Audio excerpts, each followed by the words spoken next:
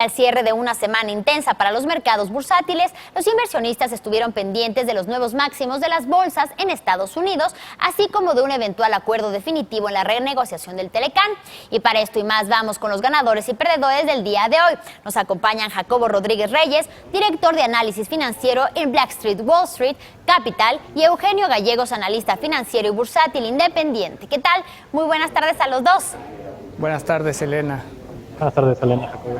Jacobo, cuéntanos, durante la semana se dieron a conocer nuevas declaraciones del ex abogado principal de Donald Trump que pudieran derivar quizá en un proceso de impeachment contra el mandatario estadounidense. En este escenario, ¿cuál crees que sería el impacto sobre los mercados? Así es, Elena, tal como lo comentas, hay que considerar que la historia solo nos ofrece 3 casos de juicio político en Estados Unidos, a los expresidentes Johnson, Nixon y Clinton, aunque solo podemos tomar como referencia los 2 últimos respecto al impacto que pudiera tener en los mercados. Hay que decirlo, en el caso de Nixon se debió por obstrucciones a la ley en la investigación sobre el Watergate. El proceso inició por ahí de febrero de 1974 y en aquella ocasión observamos un ajuste del mercado de 30% posterior a esta situación.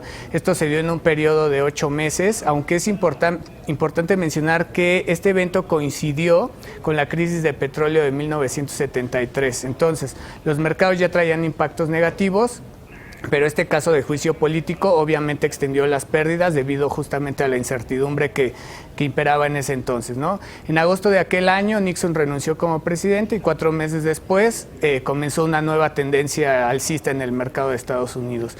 El caso de Clinton inicia más o menos en diciembre de 1998 hasta que el Senado lo absuelve en febrero de 1999. Durante ese periodo es curioso, el mercado presentó ganancias moderadas, pero aún así ganancias, y aunque hay que decir que en meses anteriores el mercado en Estados Unidos se ajustó alrededor de un 20%, ¿no?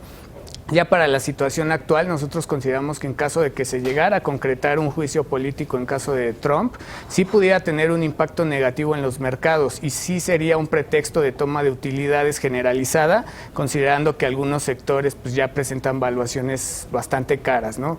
Hay que decir que los mercados en Estados Unidos han subido impulsados por el crecimiento económico y también por la parte corporativa que ha reportado bastante bien, pero la incertidumbre política sí llevaría a que se busquen activos de refugio hasta conocer el desenlace justamente de este juicio político. Todavía las probabilidades creemos que son bajas de que esto se llegue a concretar, pero lo mantenemos en nuestro radar como uno de los factores de riesgo más relevantes. Bien, y Eugenio, por otra parte, a pesar de la inestabilidad política y del recrudecimiento de la guerra comercial con China, los mercados estadounidenses registraron nuevos máximos históricos en esta semana. Y en esta coyuntura, ¿qué riesgos observas en el mediano plazo? Sí, Elena. Como mencionas, ayer entraron en vigor aranceles estadounidenses de 25% sobre 16,000 millones de dólares en importaciones chinas. Y China respondió con aranceles espejo. Ayer mismo también terminaron las pláticas que mantuvieron esta semana representantes de ambas naciones, sin mayores avances donde tampoco se reagendaron reuniones futuras. Las amenazas de Trump de imponer aranceles hasta por 500,000 millones a China siguen vigentes, con fecha de entrada en vigor tan cercana como el próximo mes. Una represalia dólar por dólar no le funcionará a China, ya que solo importó 130,000 millones el año pasado. Además de tener una dependencia de productos clasificados como estratégicos, como chips y petróleo, 20% del petróleo que importa China lo hace desde Estados Unidos.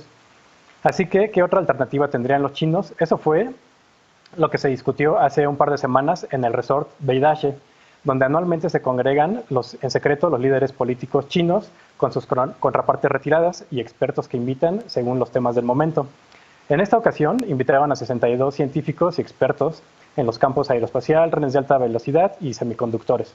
Ha trascendido que Apple fue uno de los temas discutidos en la playa, quien se convertía en la primera compañía en la historia en alcanzar $1 billón de capitalización justo cuando los participantes llegaban al complejo.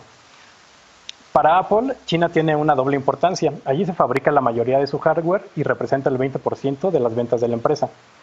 Si bien Apple contribuye con la creación de empleos en China, se calcula que solo un 1.8% de las ganancias totales generadas por el iPhone llegan a las fábricas chinas. Apple no solo es la empresa de mayor capitalización, también es la marca más valiosa del mundo. En el mercado bursátil podríamos decir que a donde va Apple, va el mercado. Si Pekín cerrara las fábricas que manufacturan Apple por unos meses, las tiendas de todo el mundo pronto quedarían sin hardware para vender, generando un posible crash en Wall Street simplemente con el anuncio. Aún si Pekín no tomara medidas tan extremas, Apple puede sufrir un daño colateral significativo simplemente si los consumidores chinos hacen boicot a las marcas estadounidenses. De aquí a las elecciones legislativas de noviembre es probable que veamos el pico más alto de la guerra comercial. Los chinos saben que Trump necesita resultados antes de esa fecha y pueden tomar ventaja de ello. La recomendación es mantenerse no invertidos en Apple, tomar ganancias si es que se invirtió en ellas y buscar otros activos más seguros. Bien, Jacobo, también para esta semana concluyó para términos prácticos la temporada de reportes financieros trimestrales en Estados Unidos. ¿Cuál es el balance que nos deja esta información presentada? Sí, así es. El balance es totalmente positivo, así lo resumimos. Ya prácticamente todas las emisoras que conforman la muestra del S&P han reportado, y lo que se refleja ahí es un crecimiento de las utilidades que está superando el 25%. Hay que destacar sectores como por ejemplo el de energía, el de materiales y el sector financiero, que tuvieron las tasas de crecimiento más altas. Lo podemos ver en la gráfica que se está presentando. Más del 80% de las empresas superaron las expectativas, aunque estas ya eran altas, aún así se lograron superar. Y también en la parte de ingresos, el crecimiento en general del S&P es alrededor del 10%, lo que representa una de las tasas más aceleradas de los últimos años. Y en este concepto de ingresos, más del 70% reportó por encima de los estimados. Entonces, los resultados son muy positivos. Al ritmo que estamos viendo los crecimientos del acumulado de 2018, estaríamos estimando que a lo largo del año veríamos crecimiento en las ganancias superiores al 20%, y esto estaría representando una de las tasas de crecimiento más aceleradas de toda la historia del mercado en Estados Unidos, ¿no? Evidentemente esto va a ayudar a que las valuaciones del mercado accionario de Estados Unidos se abaraten, por lo que el atractivo se mantiene. Hay sectores que a pesar de los buenos resultados aún se mantienen rezagados, y el optimismo justamente estaría provocando que los inversionistas busquen valor en estos sectores. Ahí estamos viendo en la gráfica la variación porcentual acumulada por sectores en el 2018, y vemos claramente que hay algunos sectores que están más rezagados, ¿no? Entonces, esto le va a generar el impulso que te estoy comentando, y de esta manera nosotros mantenemos nuestro estimado para el S&P al cierre del año alrededor de las 3,000 unidades, y nos gusta mucho principalmente el sector financiero y el de telecomunicaciones para agregar valor en los portafolios de inversión. Aún así nos mantenemos invertidos en los sectores de tecnología, salud y consumo discrecional, que son los que nos siguen gustando todavía. Finalmente, Eugenio, a pesar de las constantes declaraciones por parte del equipo negociador mexicano, todavía sabemos que no se ha logrado un acuerdo definitivo en lo referente al Tratado de Libre Comercio de América del Norte, ante esta incertidumbre que se prolonga. ¿Y qué podríamos entonces esperar en el mercado local? Así es, Elena, llegó el viernes y no se ha dado el apretón de manos entre Estados Unidos y México sobre el Telecán que se mencionaba el miércoles de esta semana. Como en ocasiones anteriores solo han sido rumores, y ahora se ha dicho que las negociaciones podrían extenderse hasta el fin de semana o incluso la próxima semana. Hay que mencionar que falta incorporar a Canadá, y posteriormente el acuerdo deberá ser ratificado por las cámaras legislativas de los tres países. En México la Cámara está dominada por Morena, quien tiene una visión distinta al gobierno priista de Peña Nieto sobre el tema del petróleo, y ahí podría echarse incluso para atrás o detenerse si no se logra el consenso. Así que todavía faltan al menos varias semanas para que podamos ver un Telecán versión 2.0. En el IPC estamos viendo un nuevo intento por superar el psicológico de 50,000 puntos que está actuando en este momento como resistencia.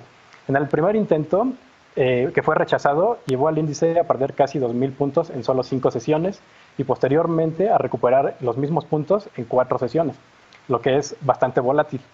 Aunque dejó un patrón de continuación alcista, en el nuevo intento de superación el día de hoy ha sido rechazado nuevamente, y los inversionistas prefirieron mantenerse cautelosos ante esta falta de acuerdos y entorno político. De superar la resistencia, el panorama que se ve es positivo en el corto plazo. Solo hay que mantenerse al pendiente que no suceda algo como lo comentado con Apple. Bien, les agradezco a los dos por este análisis, y por supuesto estaremos al pendiente de cuándo llega este apretón de manos entre México, Estados Unidos, pero también Canadá, para finalmente dar por terminado pues este proceso de renegociación del Telecán. Les agradezco mucho a ambos, Jacobo y Eugenio, por estar esta tarde con su análisis aquí. Hasta luego, buenas tardes. Gracias. Hasta luego, buena tarde.